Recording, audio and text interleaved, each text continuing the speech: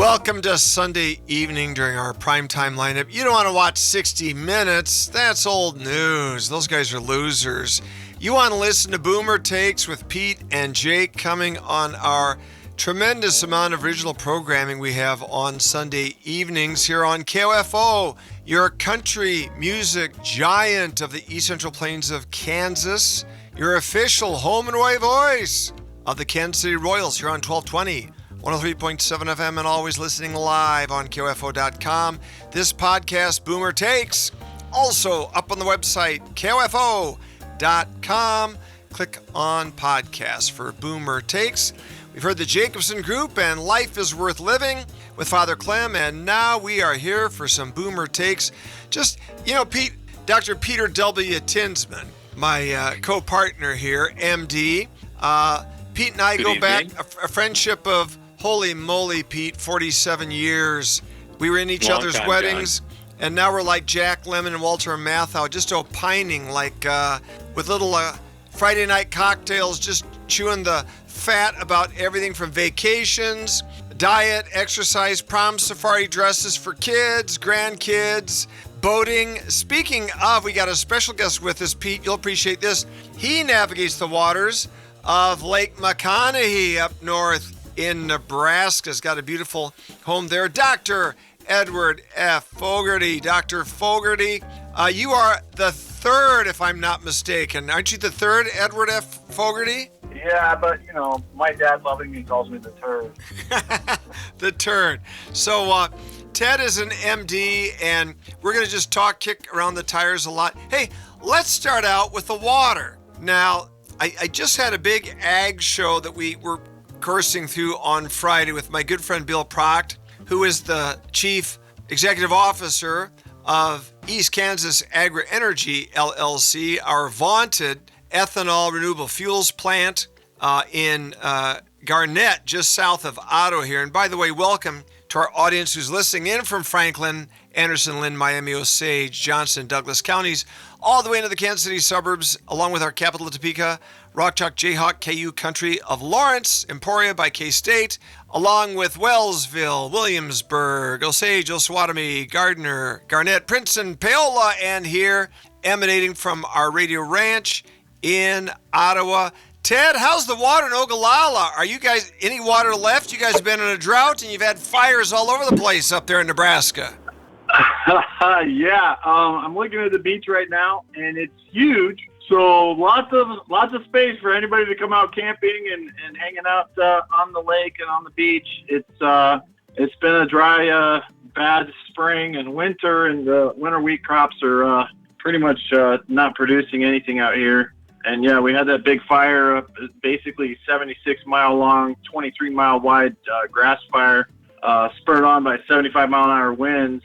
And there's a lot of ranchers out here who are still way in the hole for recovery from that.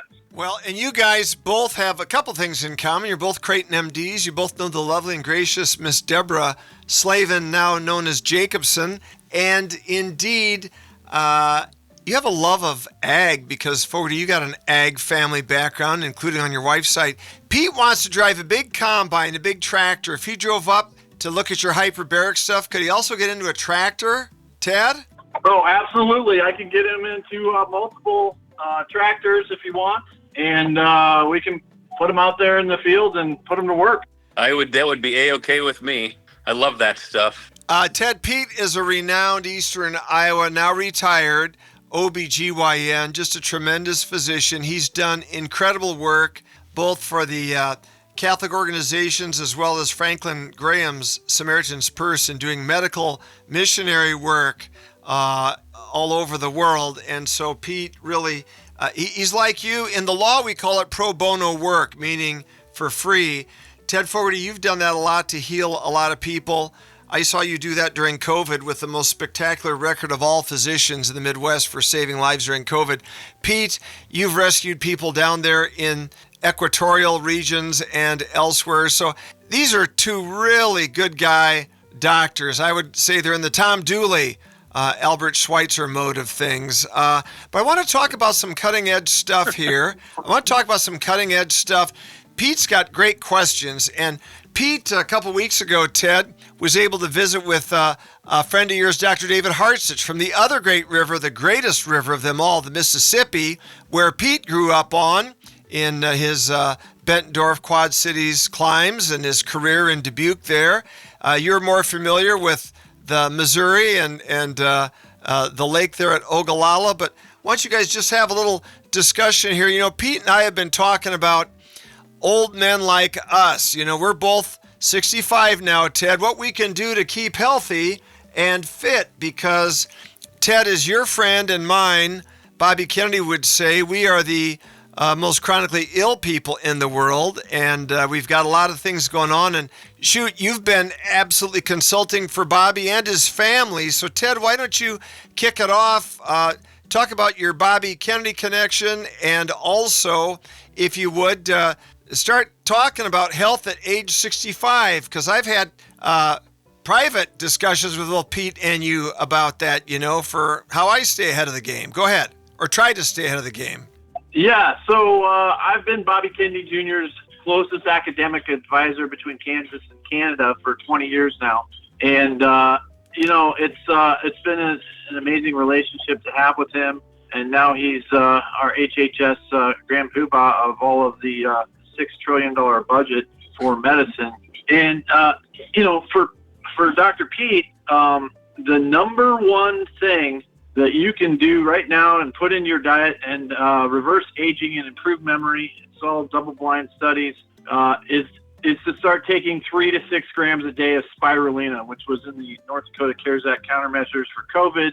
And I started using it as chair of radiology way back in 2006.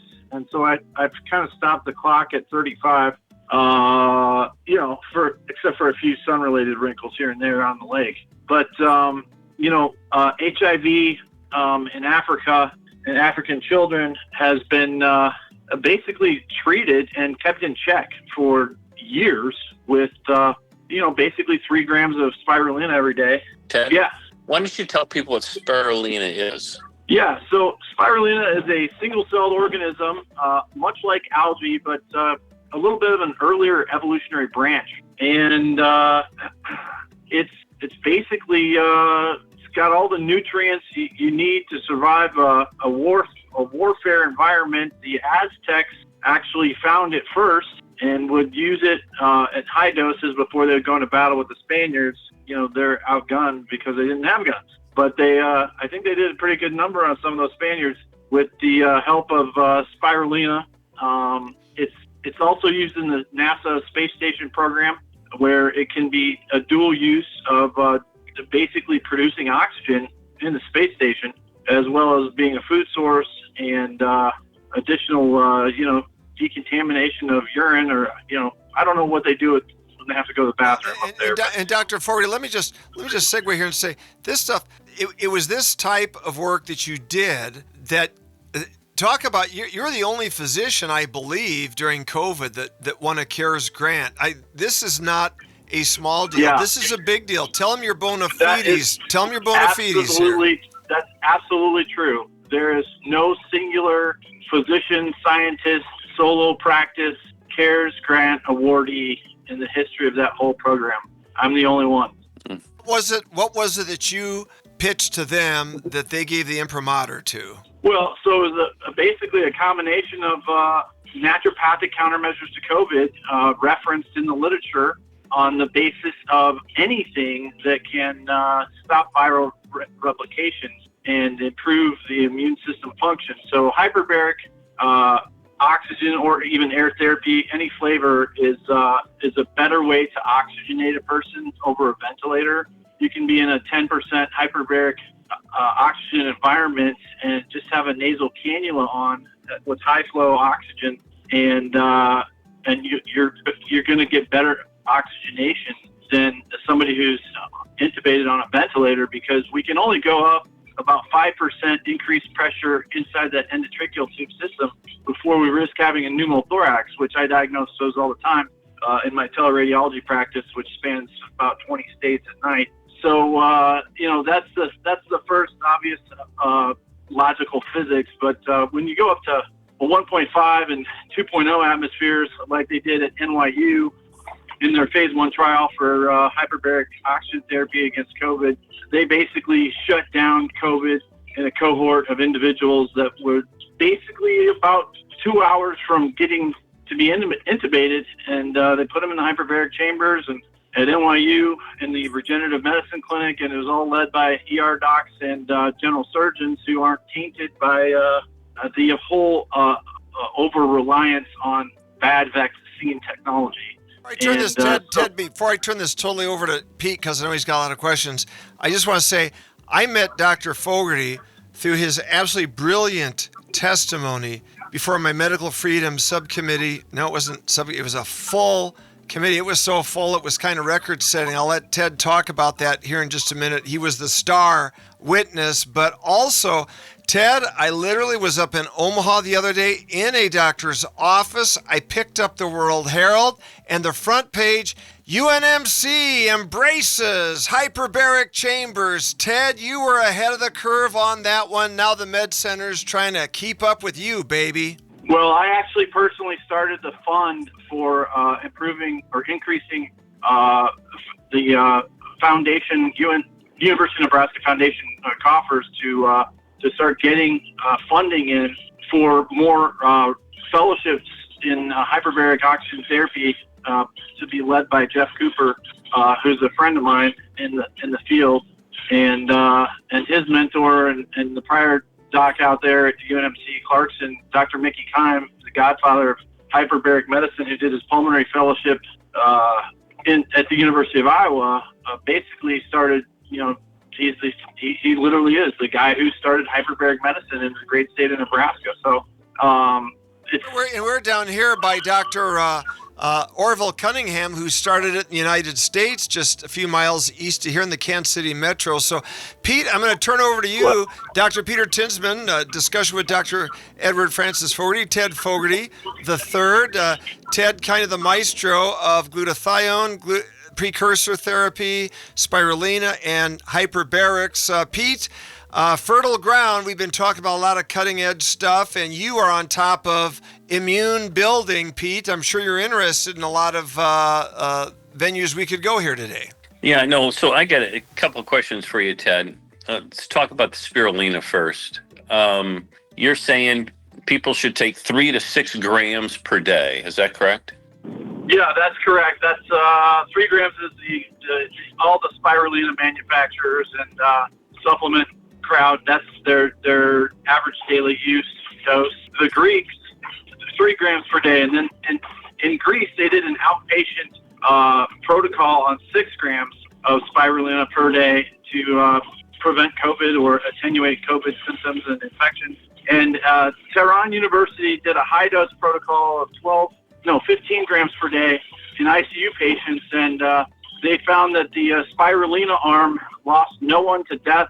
All of their labs improved within 3 to 5 days, and in 50 patients. And the other 50 patients at Tehran University who didn't get the spirulina but got the exact same ICU CARES measures, they lost 15 out of those 50 patients to death. Okay, so it's probably fair to say that spirulina is really kind of nature. It's a true whole food, correct? Yeah, I mean, it's a unicellular organism, and right. The most important part of the spirulina is in its pigments. So phycocyanin, which is one of the major pigments in spirulina, it's a blue-green pigment. It's responsible for a lot of the majority of neuroprotective, cardioprotective, hepatoprotective, immunoprotective agencies. Okay, and so basically, I mean, I'm just thinking about this from the standpoint of people who are listening, and so if someone's saying, hey, what can I be doing? There's obviously all these different supplements out there. I mean, there's, thousands and thousands and thousands of them. And, people don't take anything and people take a lot. And a lot of times people are taking, multiple things that all have the same things in it and they don't know what they're looking for. And so if you're saying to somebody and you're giving some advice to say, okay, just a regular person who's listening here is like, hey, take spirulina. This is going to be good. This is going to help your immune system. This is going to help your cognitive abilities. What would you say to them? It's like, say, why should I take this? I mean, it's like, let's Yeah, leave COVID out of absolutely. it, and let's leave COVID out of it because that it was then and this is now. But how is this beneficial for us going forward? Yeah, well, I mean, as I've already said, it's beneficial for every organ system, and in part, it goes down to molecular mitochondrial level. But for the average listener, all these AI systems are actually becoming really helpful in educating the public. So if you just even go online and get on one of the the commercial browser AI systems and do a search on, just type in spirulina and XYZ neuroprotective, hepatoprotective, use in diabetes, use in all of these things that are the modern maladies. And Ted, I had an athlete that I knew. There's an athlete that I knew here in this state that had a severe concussion that took spirulina with the glutathione precursor and did HBOT therapy, worked with one of the guys who works with the Kansas City Chiefs, and he passed his concussion protocol very quickly after that. That was part of the combination that they used, just anecdotally. yeah, and I mean, for those familiar with antioxidants in general, I mean, it's a major antioxidant bearing FDA approved functional food, and so it's also been linked in the nutritional circles as being the equivalent per gram of 100 times worth of spinach. And there's an old study from the University of South Florida, which is kind of a combined hyperbaric as well as spirulina research institution. And I found this paper all the way back in 2005 where these mice who are fed just 0.3%, just a little bit of added spirulina to their diet on a weight basis versus regular rat chow, and they did a stroke protocol, where they tie off the left MCA in the rats and give them a big stroke if they're just on regular rat chow, and you can barely see the stroke if they're on 0.3% added spirulina. So this is a prophylactic measure for those in society who are, they have hypertension, they have a family history of stroke or MI, cardiovascular disease. This is God's gift to mankind and womankind to just eat your way to health. And it doesn't taste very good. You've got to kind of, if you want to actually put it into a toast spread or something like that, you got to mix it up, 1-to-1 with honey and coconut oil and throw in a bunch of cinnamon, and then it actually tastes good on toast. Okay. So, really, I mean, when you're thinking about it, this would be a great food source. I'm not even going to call it a supplement, but a food supplement to add to your diet to try to help improve the chances of maybe decreasing your risk of dementia, helping with regards to heart disease, hypertension, diabetes, correct? Absolutely. I'm going to ask you another question. I know an elderly woman who takes, I would say, a solid 3 grams of spirulina a day, maybe twice a day, for macular degeneration. Was told by the person who gave it to her that it was going to cure her macular degeneration, and it has not. Her macular degeneration is just continued. And that's a very sequestered tissue plane. It's hard to get maybe what we would call pharmaceutical levels delivered through the body into the macula through the retinal artery. So that's kind of one of those. The small mass or gram level of the macula is what is making it very difficult for whole body ingestion of spirulina to really have a big impact. Just doesn't really get there. And so, okay, so what's your suggestion then for people, that are told that, hey, this is the end all, and this is what you need to cure your problem, or to keep from getting dementia completely, or liver issues, or make your hypertension go away? Obviously, there's some limits to this, and we obviously don't want people to stop taking their medication that their doctor has prescribed for them and just take spirulina. So what would you say to people? How should they approach this sort of thing? And how should they be able to follow what they're taking and to see what sort of a benefit they're getting from it. This is one of those things where the FDA or CMS has just approved actually paying for deprescribing. And so there's a movement amongst a lot of pharmacists who have become deprescribing pharmacists. And so if you are in a coordinated program with, medical and pharmacist supervision, you can start to reduce your drug load. And I've basically, gone out and as a physician, I have license to do this. I've gone out and gotten a lot of people into their own hyperbaric chambers in their own home and tracked some of their blood panels and their blood pressure, and then slowly tapered these things off.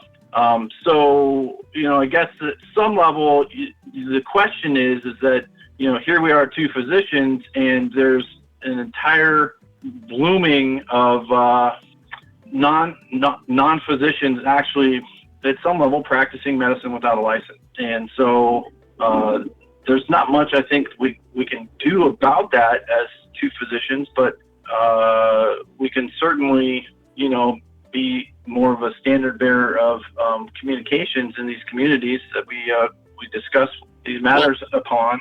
Yeah, and I think, this one woman I'm thinking of, she got what her recommendation to take this was from, I believe, a guy who farms up in North Dakota who sells the stuff on the side, saying this is just the best thing.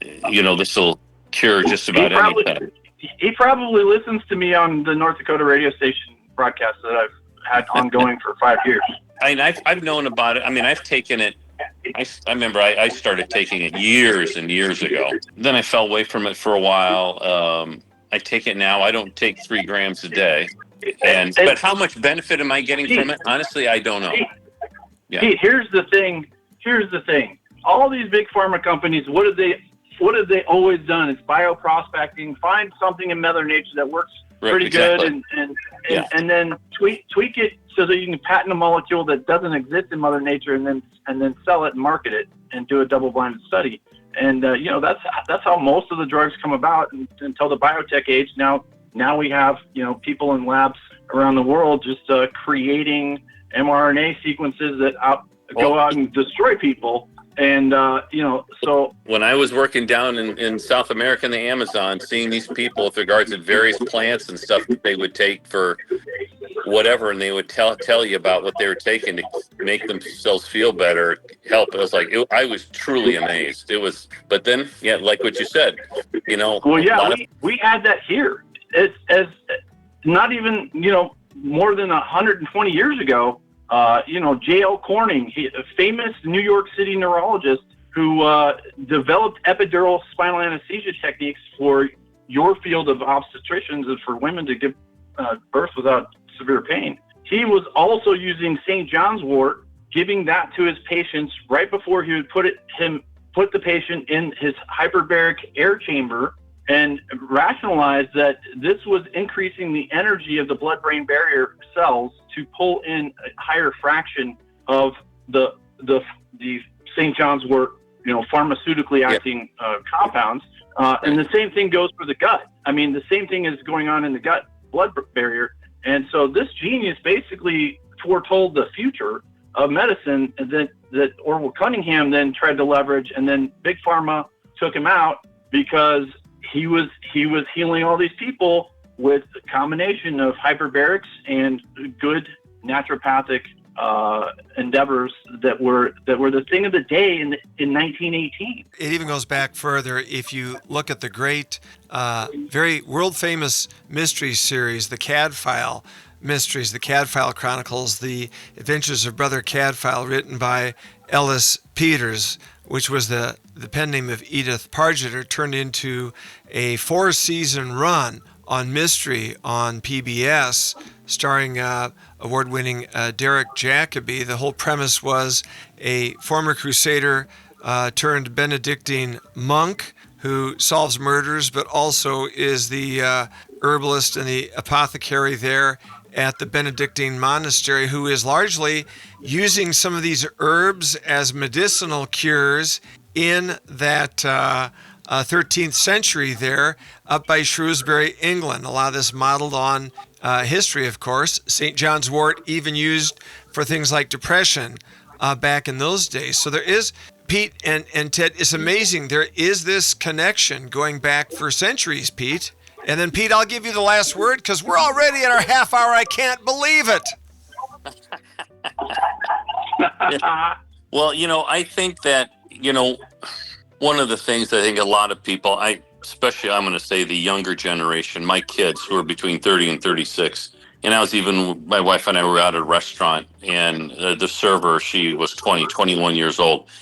I think the younger generation, they're being really focused on what they're eating and taking care of themselves. And they really want to do things properly so they don't end up on medications when they're older. And I think it is important for people to learn about these different things. And sometimes these holistic or natural sort of things get kind of poo-pooed by society because, big pharma has been a really huge part of things. But I strongly believe that God designed our body to do a certain thing, and if you put the right fuel into it, it ought to be able to take care of itself. And I think it's just understanding where people go to find that list of the correct fuel to put in, and how to eat healthy. Unlike a TikTok my daughter sent me of a plastic surgeon who said he thinks everybody should take a GLP-1, which I think was ludicrous.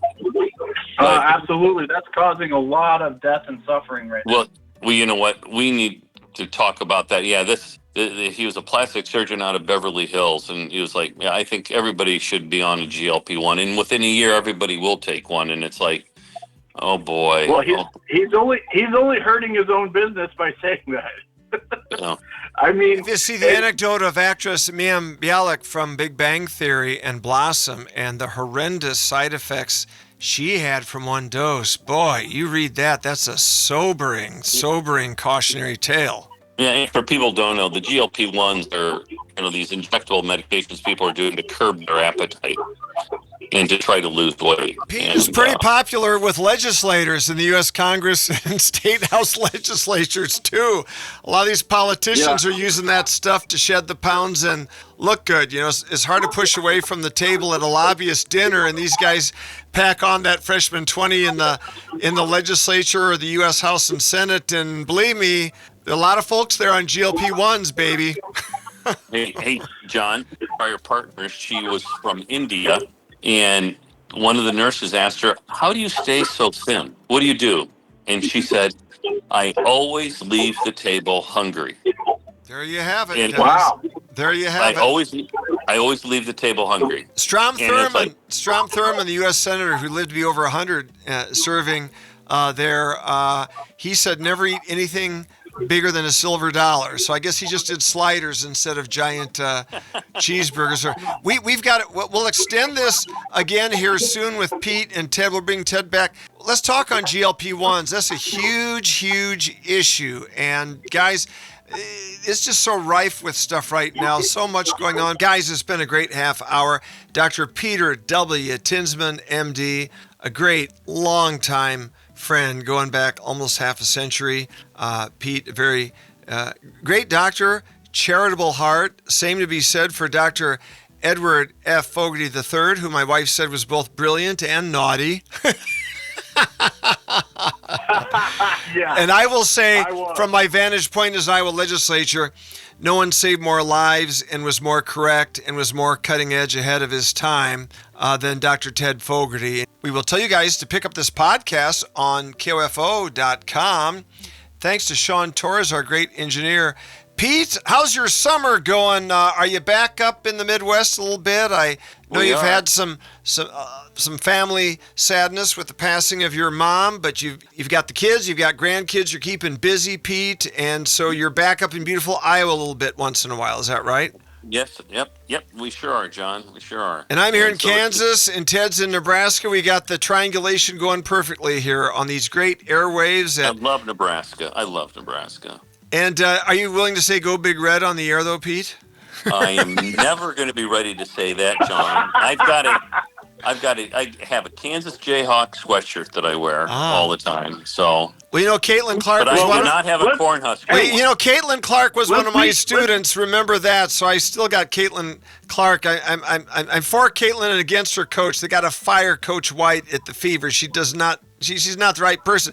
Ted, give you the last word. I know you're a Husker fan, and hey, all I can say about the Huskers, everybody can have a bad the who? Go Blue Jays. Who We got are to meet they? in the middle because the College World Series is always hosted by the great Blue Jays. That's true. The road to Omaha, if you get sick up there, call Fogarty. John Jacobs, Sean Torres, Fogarty, and Tinsman saying, be safe, be smart, be good, be strong, love Jesus Christ. And America 250 coming up in a month. Home of the free, land of the brave. God bless us, everyone. Bye-bye.